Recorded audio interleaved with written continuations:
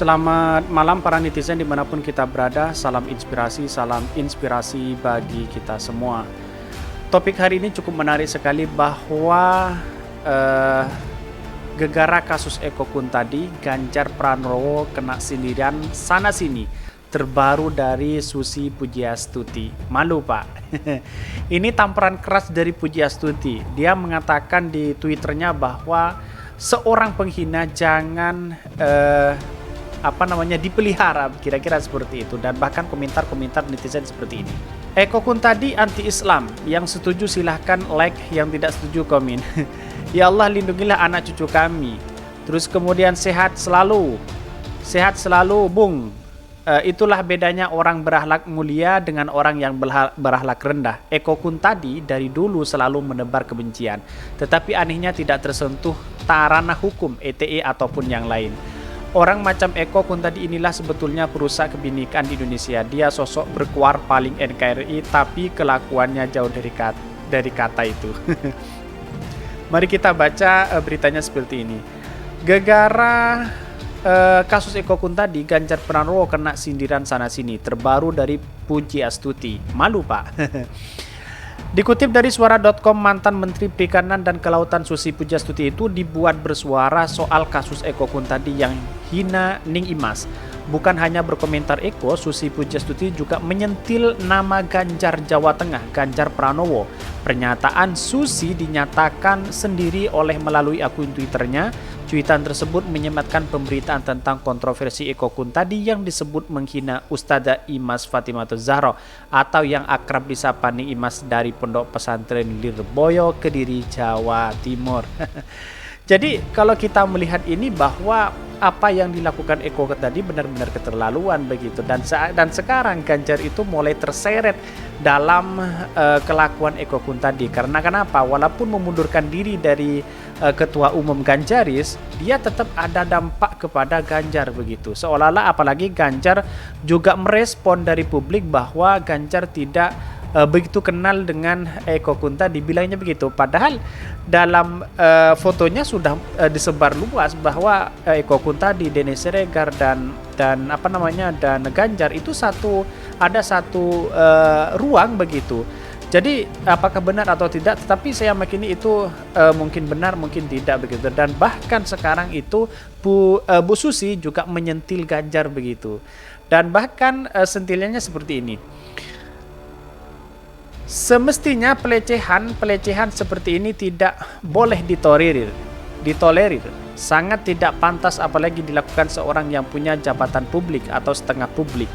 Apalah arti kepuasan dan melecehkan wanita diikuti pengikut YouTube beramai-ramai membuli, puas, pantas, berkaca diri. Ini sangat menohok sekali kepada Eko Kun tadi begitu. Bahkan nyinyiran dari dari netizen itu juga sama yang disampaikan kepada publik bahwa Eko Kun tadi benar-benar keterlaluan dalam merendahkan martabat dan seorang perempuan begitu, apalagi membahas tentang dikatakan sebagai tolol, budak seks, dengan hinaan-hinaan yang keras seperti itu begitu. Nah, ini menjadi persoalan besar ketika ini diambil atau dibawa ke ranah publik begitu, dan bahkan dibawa ke ranah hukum, karena bisa jadi Eko Kun tadi juga kena pasal penghinaan dan juga bisa dikatakan masuk ke pasal undang-undang ITE begitu. Ini menjadi persoalan besar, dan bahkan netizen sangat antusias sekali mengomentari kepada Eko Kun tadi seperti ini. Tangkap proses hukum, buktikan kalau di negeri ini tidak ada yang kebal hukum. Ini rakyat sudah cerdas semua, memilih presiden itu pasti yang jelas terbukti pengabdiannya untuk rakyat, bangsa dan negara Republik Indonesia. Seperti Bapak Prabowo Subianto dan Bapak Anies Baswedan dan Bapak Ridwan Kamil Gubernur Jawa Barat, Ibnu Khofifah Gubernur Jawa Timur. Kalau Ganjar Prabowo bisa apa? Jadi Gubernur Jawa Tengah 8 tahun tetapi nggak ada perubahan di Provinsi Jawa Tengah. Tetap kategori tertinggal dari Provinsi Jatim dan Provinsi Jawa Barat. Terus kemudian ucapan Eko tadi menunjukkan bahwa kualitas dan pemahaman tentang agamanya sendiri. Semoga Allah SWT memberikan rahmat taufik hidayah kepada beliau. Terus kemudian ketum partai yang katanya partainya wong cilik tetapi menghina atau merendahkan. Semoga Eko Kun tadi ada yang masih pelajaran, yang ngasih pelajaran di mana saja dan kapan saja. Jangan serukan jihad membela agama kalau tidak ada yang berani menghajar Eko Kun tadi.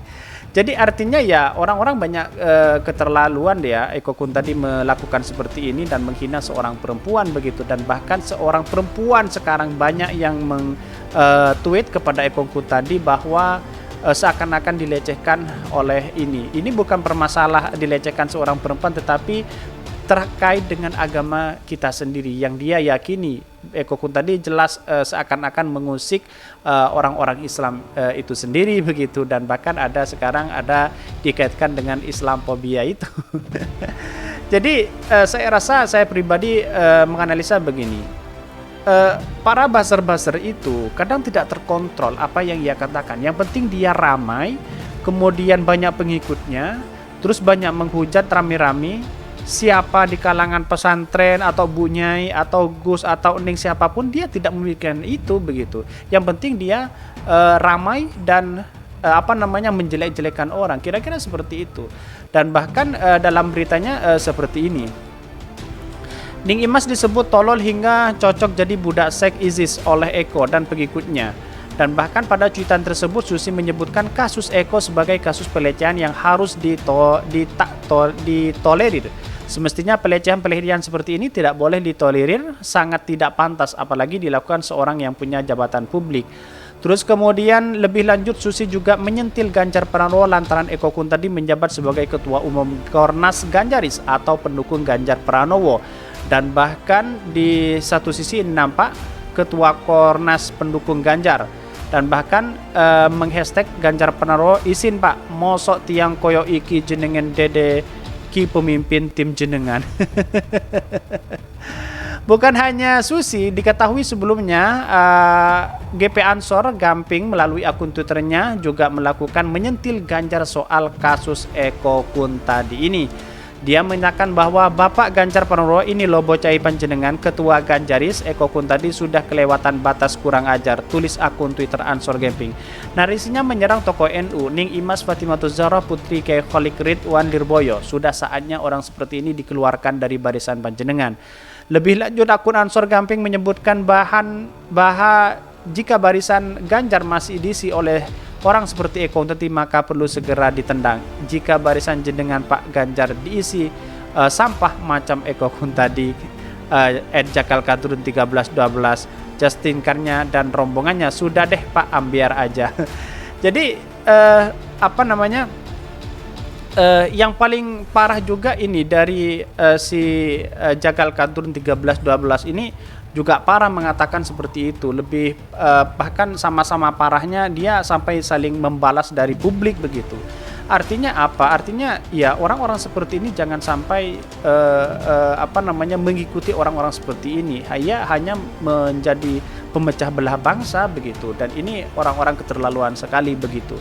Dan bahkan kemarin itu diidentifikasi, saya membaca dari sebuah berita itu kayaknya bukan orang Islam, yakni non Muslim. Ada yang mengatakan seperti itu, tapi ada yang mengaku-ngaku NU dan sebagainya begitu.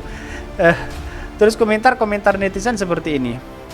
Sebenarnya Eko Kun tadi itu dijadikan alat alias sebagai speaker untuk menggaungkan suara-suara para Islamophobia, bisa di agama lain ateis. Saya menduga dia berani berbuat seperti itu karena tergiur dengan bayarannya, atau mungkin memang dia salah satu Islamophobia atau golongan hipokrit atau munafik. Hal ini jadi pembelajaran buat kita semua, jangan lagi percaya dengan ucapan-ucapan dari Eko Kun tadi dan gengnya, karena yang ada di mulut Eko Kun tadi itu hanya fitnah, hinaan, dan hal-hal buruk lainnya. Kritik boleh asal santun dan tidak melanggar norma-norma dalam hadis sahih, karena yang kangen di demo selalu menghindar, maka dunia maya yang bisa tersampaikan kepada yang dikritik mudah-mudahan terus semangat kritis dalam kebenaran. Mungkin tak selera dengan wanita, sesuatu wanita oleh seorang psikologi di Eropa terhadap seorang bocah laki-laki, bocah itu diasingkan. Terus kemudian Eko bersalah. Jadi kesimpulan saya itu begini, apa yang dilakukan Eko Kuntadi hari ini banyak-banyak kejaman dari orang-orang yang terutama dari seorang wanita, karena juga merasakan dilecehkan sebagai seorang wanita begitu. Bukan hanya itu yang dipersoalkan, tetapi agama Islam yang selalu dielok-elokkan dari Eko Kuntadi dan gerombolannya, dan bahkan sekarang itu sudah terjadi begitu. Nah, disinilah kita sebagai anak bangsa, mari kita bersama-sama, kita harus menghormati satu sama lain. Mungkin itu yang kami sampaikan. Tonton terus channel Hodari Podcast Rakyat ini karena ada berita-berita menarik dan viral setiap harinya. Salam para netizen, salam inspirasi bagi kita semua. Jangan lupa di subscribe channel YouTube Hodari Podcast Rakyat ini.